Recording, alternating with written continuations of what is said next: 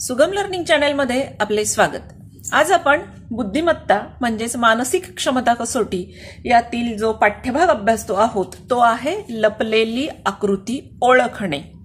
आणि आपण आज दुसरा भाग जो विचारात घेत आहोत त्याच्यामध्ये विचार करणार आहोत आपण पूर्ण आकृतीचा।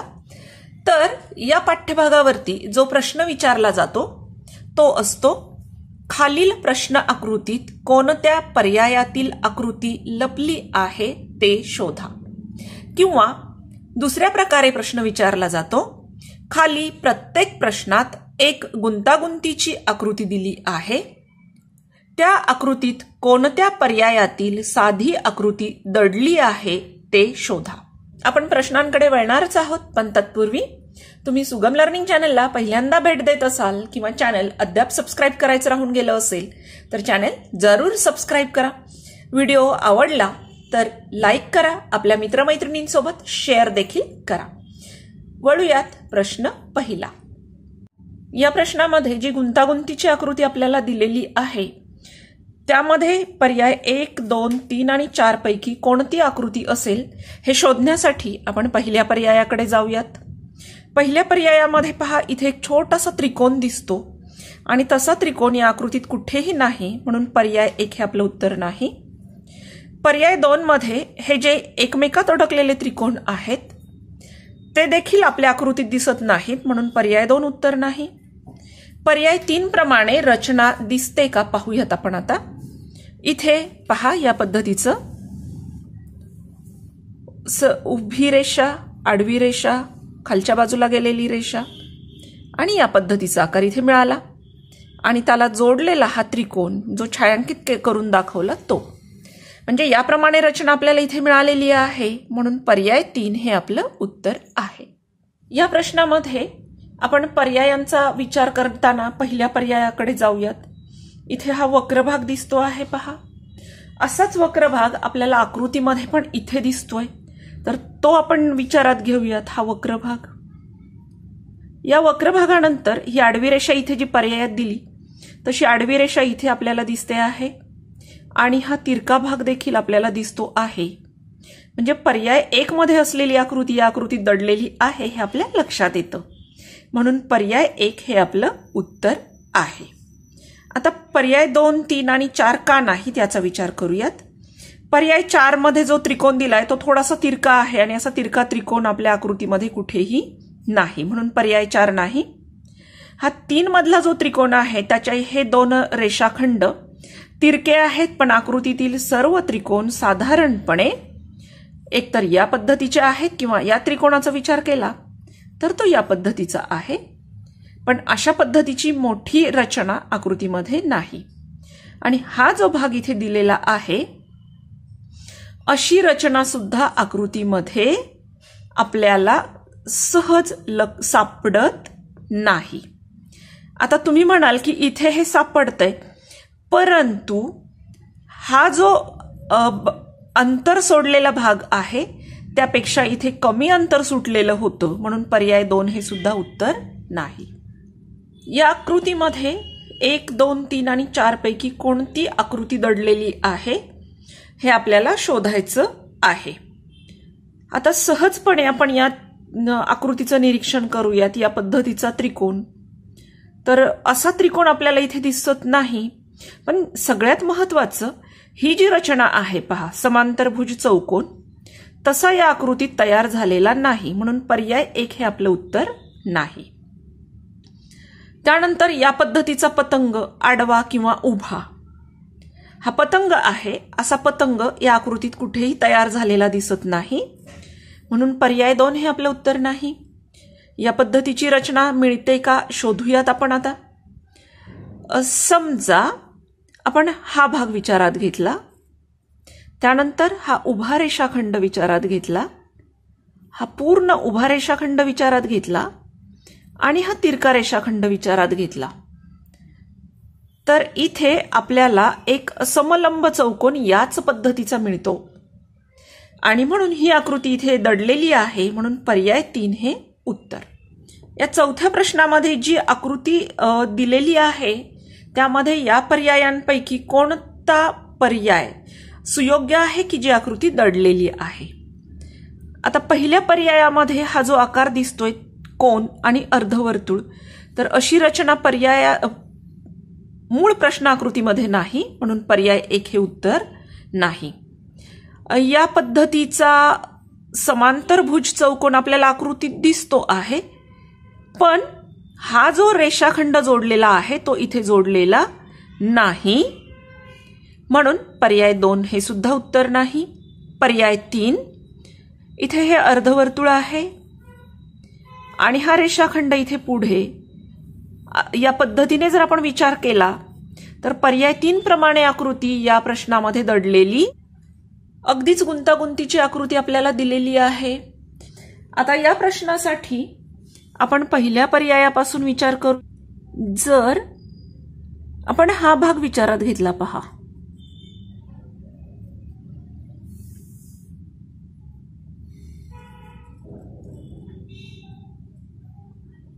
तर पर्याय 1 प्रमाणे आकृती तिथे दडलेली आहे हे आपल्या लक्षात येतं. पर्याय 1 हे आपलं उत्तर आहे. मग पर्याय 2 आहे का हे देखील चेक करूयात. पर्याय 2 मध्ये हे जे चौकोनाचे 4 भाग केलेले आहेत, तसे 4 भाग समान मापाचे आकृतीमध्ये दिसतात. पहा, 1, 2, 3 आणि 4. पण इथे मात्र ते असमान आहेत, म्हणून हे उत्तर नाही. असे शेजारी शेजारी 3 रेषाखंड आपल्या आकृतीमध्ये कुठेही आलेले नाहीत, म्हणून पर्याय 3 हे उत्तर नाही. पर्याय 4 मध्ये हा जो वक्र भाग आहे कडेचा, तिथे या पद्धतीची रचना, हा रेषाखंड असा त्यांना छेदलेला कोणत्याही ठिकाणी आपल्याला आढळत नाही, म्हणून पर्याय 4 हे सुद्धा उत्तर नाही. अचूक उत्तर आहे पर्याय 1. या आकृतीमध्ये पर्यायांपैकी काय दडलं हे शोधताना आपण पहिल्या पर्यायाकडे जाऊयात. असे 2 छोटे कोन आणि इकडचा रेषाखंड, वक्र रेषाखंड, असं आपल्याला आकृतीत आढळत नाही, म्हणून पर्याय 1 उत्तर नाही. या पद्धतीने आयताचे 2 कर्ण कुठे दिसतात का बघूयात. तुम्ही म्हणाल की इथे हे दिसतंय, पण इथे दिलेला आयत मोठा आहे आणि पर्यायातला आयत अतिशय छोटा आहे, म्हणजे हे देखील आपलं उत्तर नाही. पर्याय 3 कडे वळतो आहोत. अशीच रचना इथे दिसते, पहा.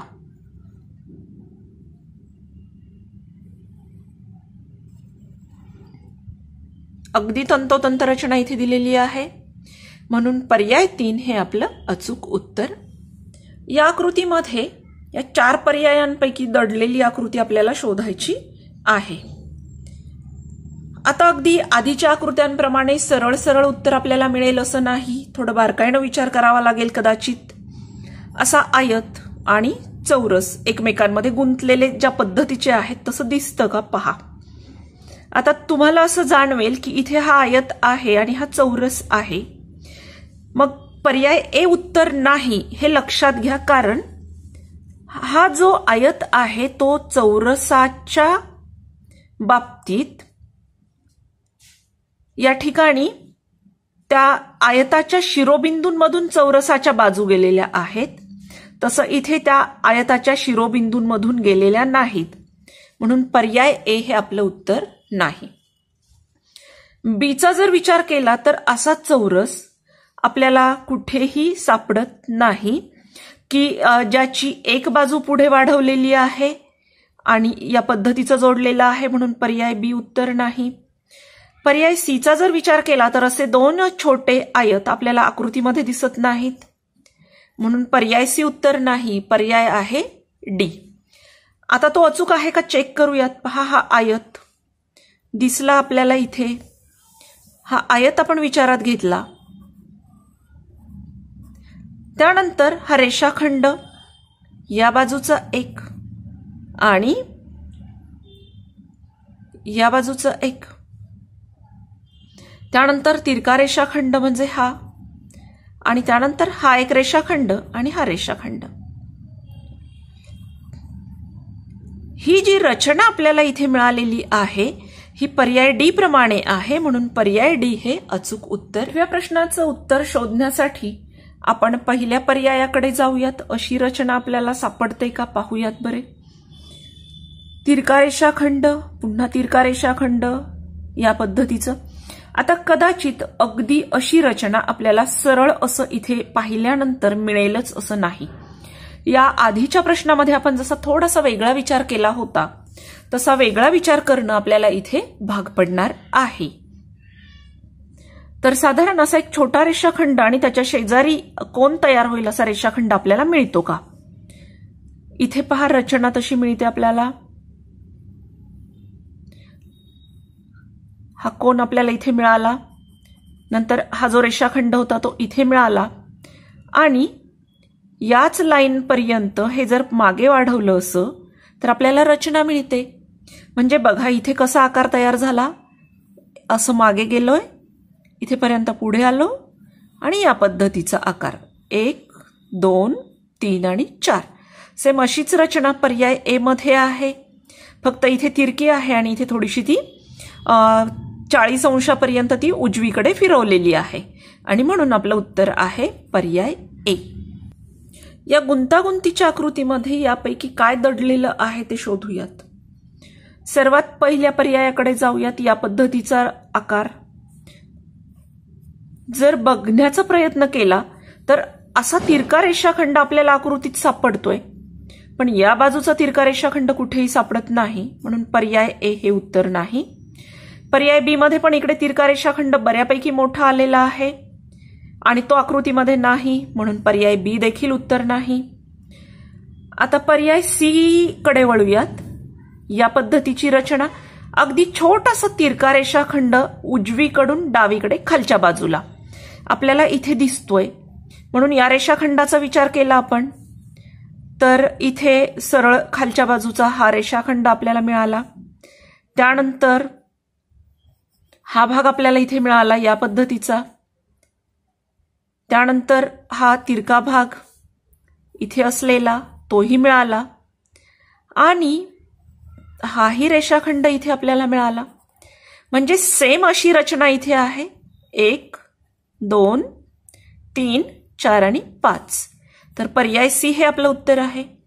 डी का नाही याचा विचार करा. इथे या त्रिकोणामध्ये एक रेषाखंड काढलाय आणि खालच्या बाजूला अगदी तशीच फक्त विरुद्ध बाजू असलेली आकृती आहे आणि अशी रचना मात्र आपल्याला इथे कुठेही सापडत नाही. हा खालचा भाग असलेली, वरच्या भागाची रचना इथे मिळते पण खालच्या बाजूला इथे असं जोडलेलं नसल्यामुळे पर्याय डी आपलं उत्तर नाही. फक्त अचूक उत्तर आहे पर्याय सी. या गुंतागुंतीच्या आकृतीमध्ये यापैकी कोणती आकृती दडलेली आहे हे आपल्याला शोधायचं आहे. या पद्धतीची रचना इथे सापडते का पाहूयात आपण.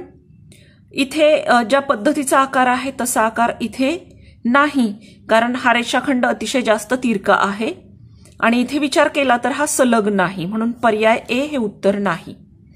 पर्याय बी मध्ये जो छोटासा त्रिकोण इथे आलेला आहे तसा त्रिकोण आपल्याला इकडे दिसत नाही, म्हणून पर्याय बी प्रमाणे रचना आपल्याला इथे न दिसल्यामुळे तो देखील पर्याय आपला अचूक नाही. पर्याय सी चा विचार करूयात. पहा, या पद्धतीचा समलंब चौकोन कुठे तयार होतो का ते विचारात घेऊयात आपण. आता असा जर विचार केला तर हा उभा रेषाखंड आपल्याला बघायचा आहे.